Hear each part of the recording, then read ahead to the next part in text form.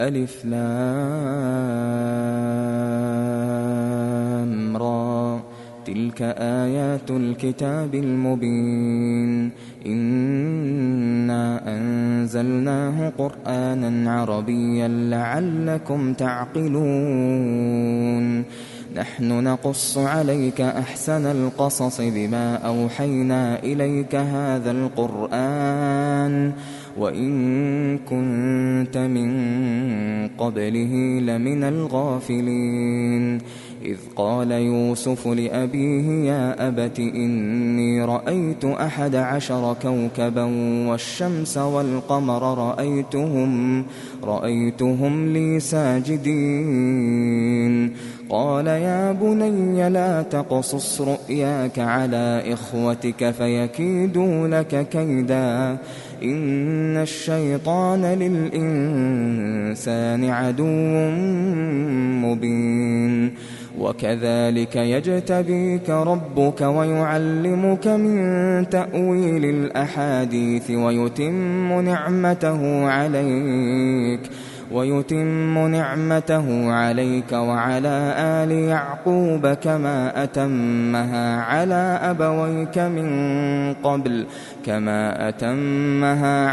أبويك من قبل إبراهيم وإسحاق إن ربك عليم حكيم لقد كان في يوسف وإخوته آيات للسائلين إذ قالوا ليوسف وأخوه أحب إلى أبينا منا ونحن عصبة إن أبانا لفي ضلال مبين اقتلوا يوسف أو اطرحوه أرضا يخل لكم وجه أبيكم وتكونوا من بعده قوما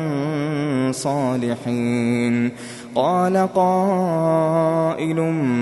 منهم لا تقتلوا يوسف وألقوه في غيابة الجب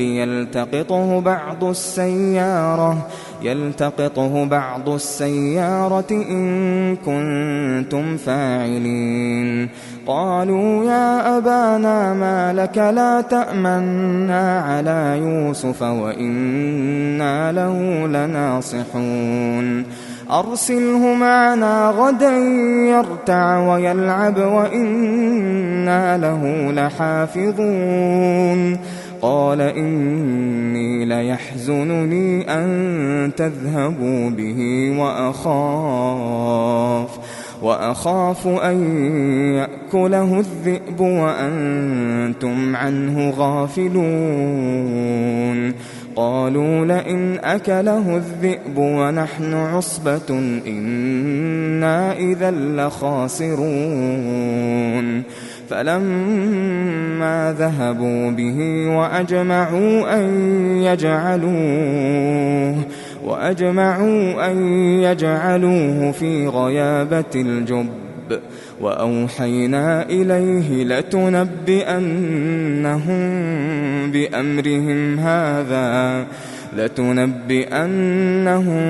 بأمرهم هذا وهم لا يشعرون وجاءوا أباهم عشاء يبكون قالوا يا أبانا إنا ذهبنا نستبق وتركنا يوسف عند متاعنا فأكله الذئب وما أنت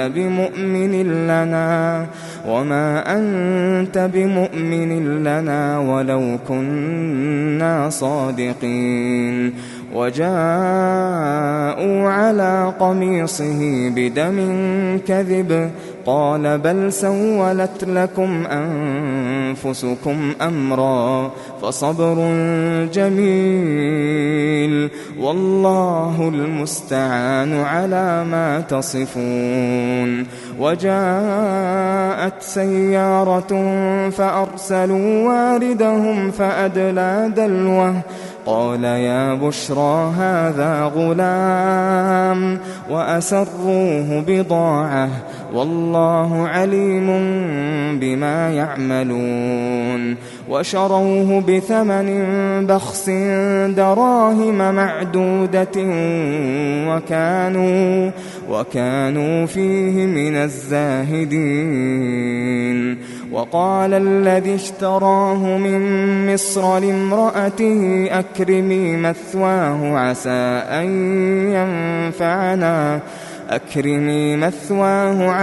أن ينفعنا أو نتخذه ولدا وكذلك مكنا ليوسف في الأرض ولنعلمه من تأويل الأحاديث والله غالب على أمره ولكن أكثر الناس لا يعلمون ولما بلغ أشده آتيناه حكما وعلما وكذلك نجزي المحسنين وراودته التي هو في بيتها عن نفسه وغلقت الأبواب وقالت هيت لك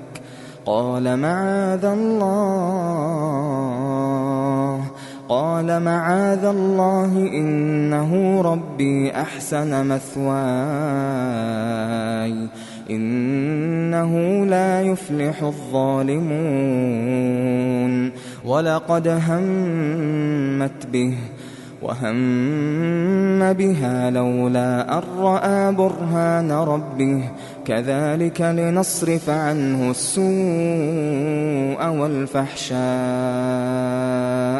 إنه من عبادنا المخلصين واستبق الباب وقدت قميصه من دبر وألف يا سيدها لدى الباب قالت ما جزاء من أراد بأهلك سوءا إلا أن يسجن أو عذاب أليم قال هي راودتني عن نفسي وشهد شاهد من أهلها إن كان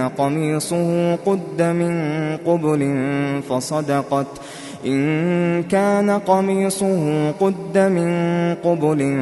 فصدقت وهو من الكاذبين وإن كان قميصه قد من دبر فكذبت وهو من الصادقين فلما رأى قميصه قد من دبر قال إنه من كيدكن إن كيدكن عظيم يوسف أعرض عن هذا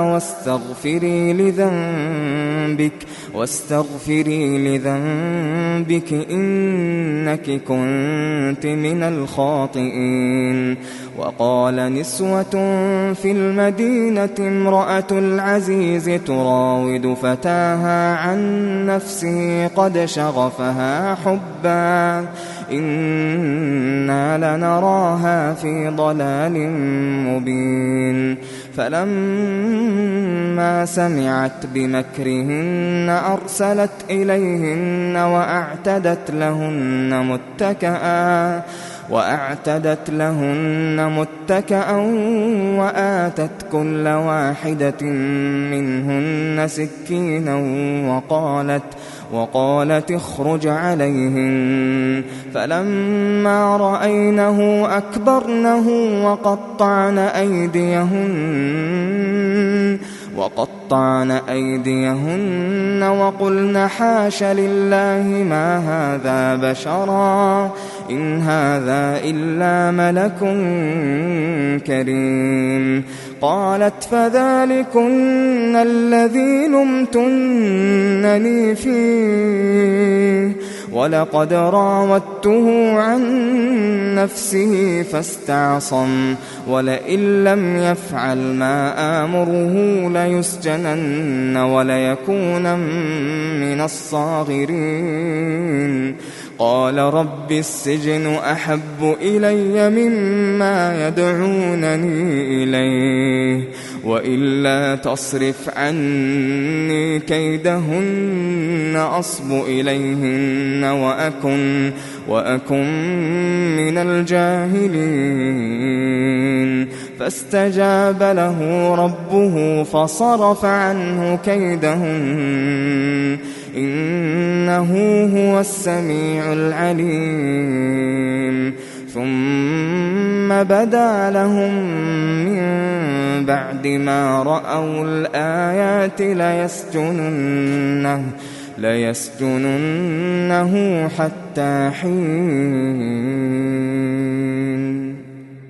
ودخل معه السجن فتيان قال أحدهما إني أراني أعصر خمرا وقال الآخر إني أراني أحمل فوق رأسي خبزا تأكل الطير منه نبئنا بتأويله إنا نراك من المحسنين قال لا يأتيكما طعام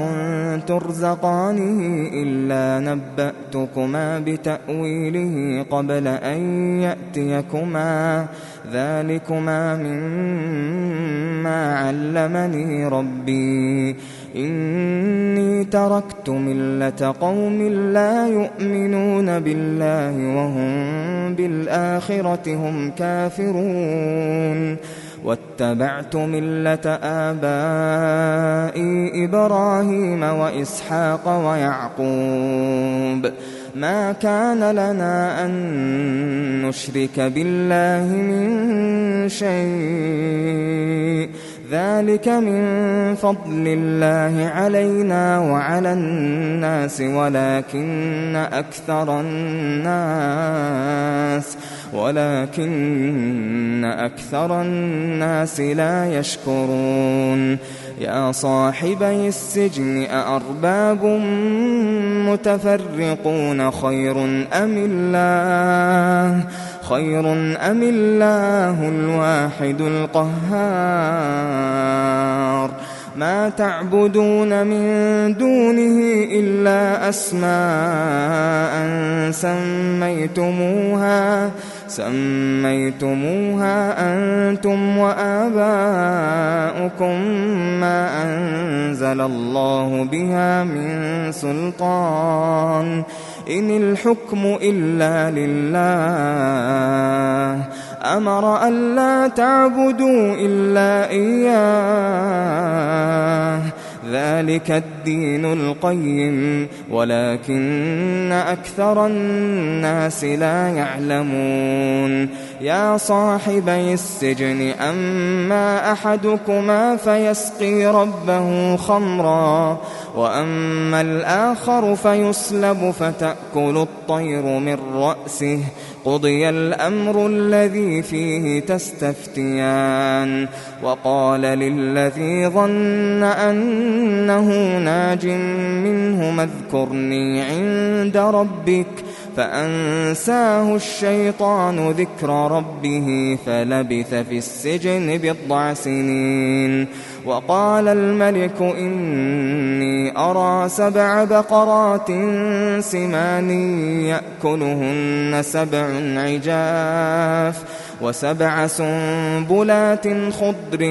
وأخر يابسات يا أيها الملأ أفتوني في رؤياي إن كنتم للرؤيا تعبرون قالوا أضغاث أحلام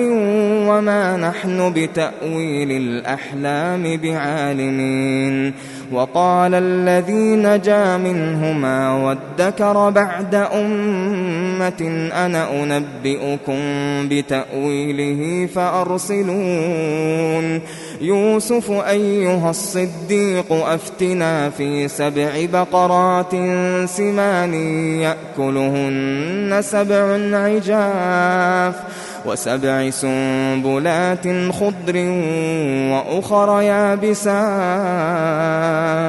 لعلي أرجع إلى الناس لعلهم يعلمون قال تزرعون 7 سنين دأبا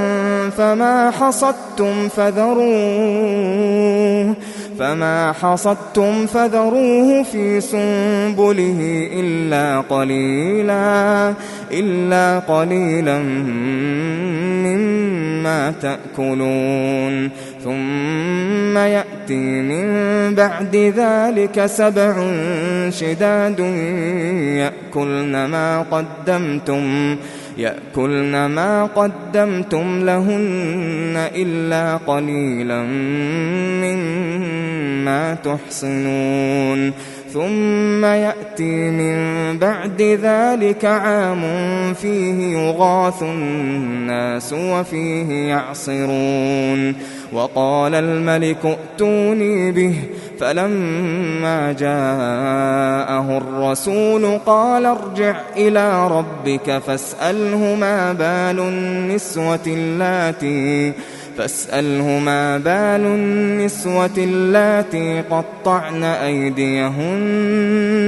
إن ربي بكيدهن عليم قال ما خطبكن إذ راوتن يوسف عن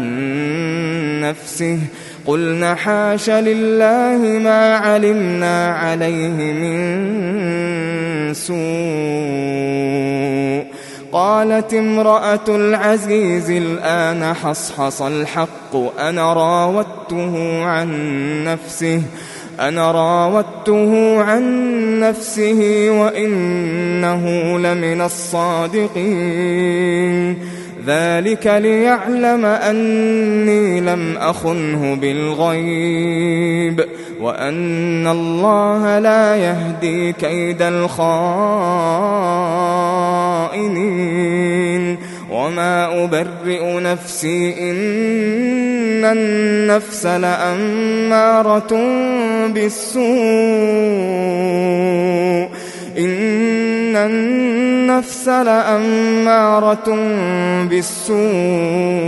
إلا ما رحم ربي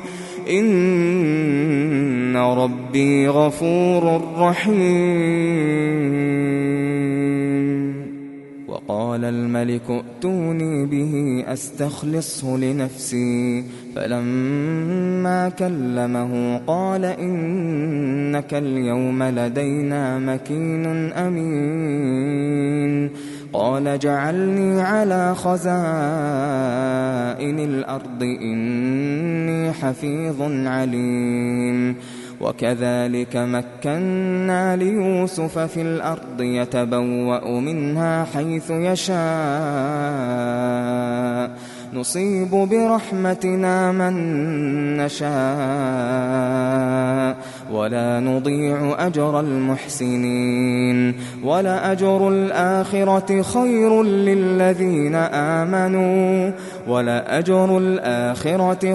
للذين آمنوا وكانوا يتقون وجاء إخوة يوسف فدخلوا عليه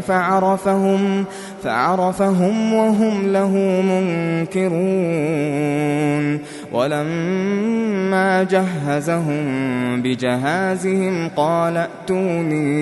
قال ائتوني بأخ لكم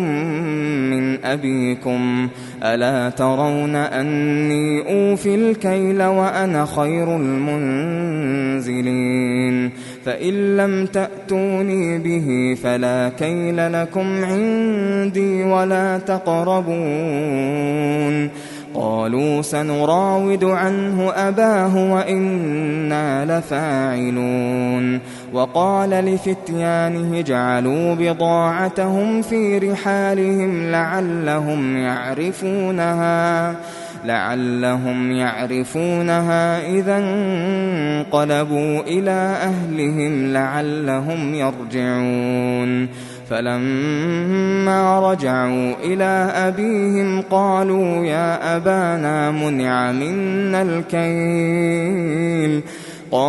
يا أبانا منع منا الكيل فأرسل معنا أخانا نكتل وإنا له لحافظون قال هل آمنكم عليه إلا كما أمنتكم على أخيه من قبل فالله خير حافظا وهو أرحم الراحمين ولما فتحوا متاعهم وجدوا بضاعتهم ردت إليهم قالوا يا أبانا ما نبغي هذه بضاعتنا ردت إلينا ونمير أهلنا ونحفظ أخانا ونزداد كيل بعير ذلك كيل يسير قال لن أرسله معكم حتى تؤتون موثقا من الله لتأتونني به إلا أن يحاط بكم فلما آتوه موثقهم قال الله على ما نقول وكيل وقال يا بني لا تدخلوا من باب واحد وادخلوا من أبواب متفرقة وما أغني عنكم من الله من شيء إن الحكم إلا لله عليه توكلت وعليه فليتوكل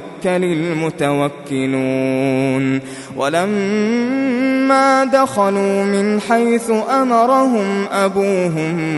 ما كان يغني عنهم من الله من شيء إلا حاجة في نفس يعقوب قضاها وإنه لذو علم لما علمناه ولكن أكثر الناس لا يعلمون ولما دخلوا على يوسف آوى إليه أخاه قال إني أنا أخوك فلا تبتئس بما كانوا يعملون فلما جهزهم بجهازهم جعل السقاية في رحل أخيه ثم أذن مؤذن أيتها العير إنكم لسارقون قالوا وأقبلوا عليهم ماذا تفقدون قالوا نفقد صواع الملك ولمن جاء به حمل بعير وأنا به زعيم قالوا تالله لقد علمتم ما جئنا لنفسد في الأرض وما كنا سارقين قالوا فما جزاؤه إن كنتم كاذبين قالوا جزاؤه من وجد في رحله فهو جزاؤه كذلك نجزي الظالمين فبدأ بأوعيتهم قبل وعاء أخيه ثم استخرجها من وعاء أخيه كذلك كدنا ليوسف ما كان ليأخذ أخاه في دين الملك إلا أن يشاء الله نرفع درجات من نشاء وفوق كل ذي علم عليم قالوا إن يسرق فقد سرق أخ له من قبل فأسرها يوسف في نفسه ولم يبدها لهم قال أنتم شر مكانا والله أعلم بما تصفون قالوا يا أيها العزيز إن له أبا شيخا كبيرا فخذ أحدنا مكانه إنا نراك من المحسنين قال معاذ الله أن نأخذ إلا من وجدنا متاعنا عنده إنا إذا لظالمون فلما استيئسوا منه خلصوا نجيا قال كبيرهم ألم تعلموا أن أباكم قد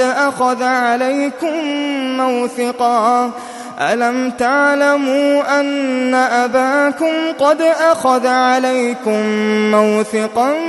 من الله ومن قبل ما فرطتم في يوسف فلن أبرح الأرض حتى يأذن لي أبي أو يحكم الله لي وهو خير الحاكمين ارجعوا إلى أبيكم فقولوا يا أبانا إن ابنك سرق وما شهدنا إلا بما علمنا وما كنا للغيب حافظين واسأل القرية التي كنا فيها والعير التي أقبلنا فيها وإنا لصادقون قال بل سولت لكم أنفسكم أمرا فصبر جميل عسى الله أن يأتيني بهم جميعا إنه هو العليم الحكيم وتولى عنهم وقال يا أسفا على يوسف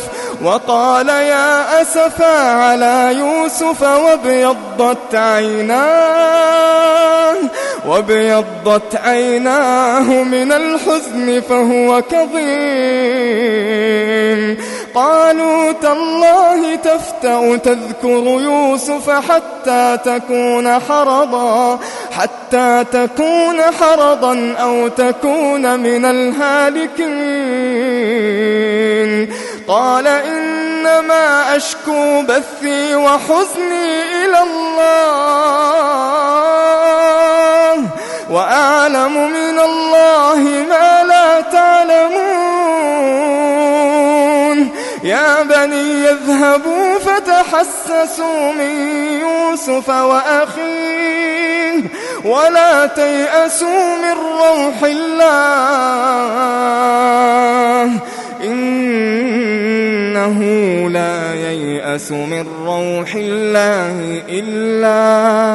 إنه لا ييأس من روح الله إلا القوم الكافرون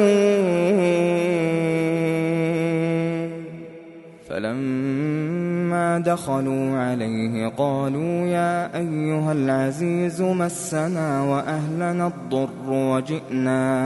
وجئنا ببضاعة مزجاة فأوف لنا الكيل وتصدق علينا إن الله يجزي المتصدقين قال هل علمتم ما فعلتم بيوسف وأخيه إذ أنتم جاهلون قالوا أئنك لأنت يوسف قال أنا يوسف وهذا أخي قد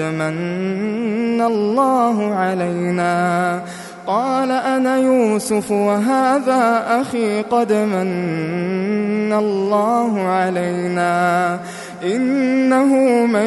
يتق ويصبر فإن الله لا يضيع أجر المحسنين. قالوا تالله لقد آثرك الله علينا وإن كنا لخاطئين. قال لا تثريب عليكم اليوم يغفر الله لكم وهو أرحم الراحمين. اذهبوا بقميصي هذا فألقوه على وجه أبي يأت بصيرا وأتوني بأهلكم أجمعين. ولما فصلت العير قال أبوهم إني لأجد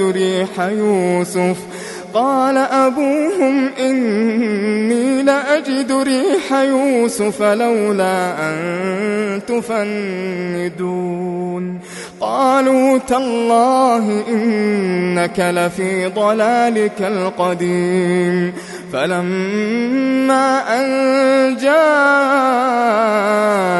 البشير ألقاه على وجهه فارتد بصيرا قال ألم أقل لكم إني أعلم من الله ما لا تعلمون. قالوا يا أبانا استغفر لنا ذنوبنا إنا كنا خاطئين.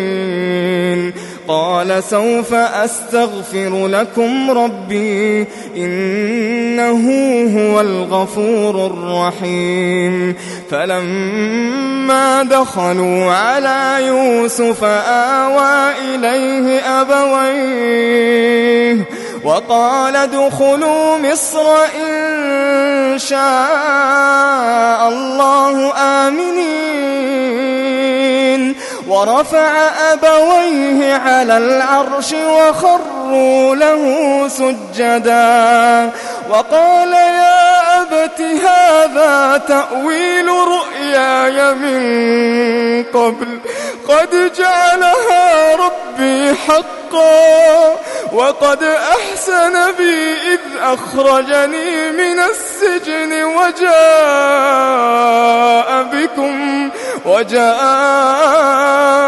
بكم من البدو من بعد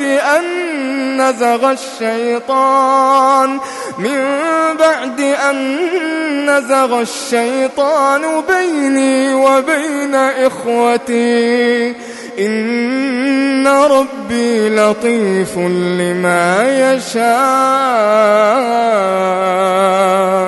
إنه هو العليم الحكيم. رب قد آتيتني من الملك وعلمتني من تأويل الأحاديث فاطر السماوات والأرض أنت وليي في الدنيا والآخرة توفني مسلما وألحقني بالصالحين. ذلك من أنباء الغيب نوحيه إليك وما كنت لديهم إذ أجمعوا أمرهم وهم يمكرون. وما أكثر الناس ولو حرصت بمؤمنين وما تسألهم عليه من أجر إن هو إلا ذكر للعالمين. وكأين من آية في السماوات والأرض يمرون عليها وهم عنها معرضون. وما يؤمن أكثرهم بالله إلا وهم مشركون. أفأمنوا أن تأتيهم غاشية من عذاب الله أو تأتيهم الساعة بغتة وهم لا يشعرون. قل هذه سبيلي أدعو إلى الله على بصيرة أنا ومن اتبعني وسبحان الله وما أنا من المشركين وما أرسلنا من قبلك إلا رجالا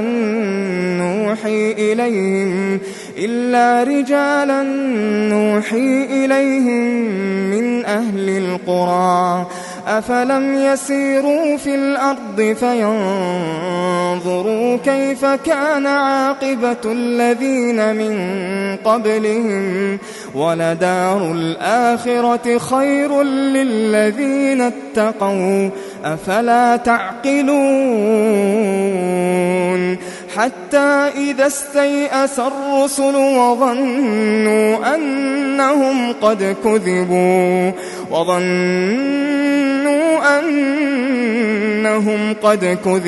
جاءهم نصرنا فنجي من نشاء ولا يرد بأسنا عن القوم المجرمين لقد كان في قصصهم عبرة لأولي الألباب ما كان حديثا يفترى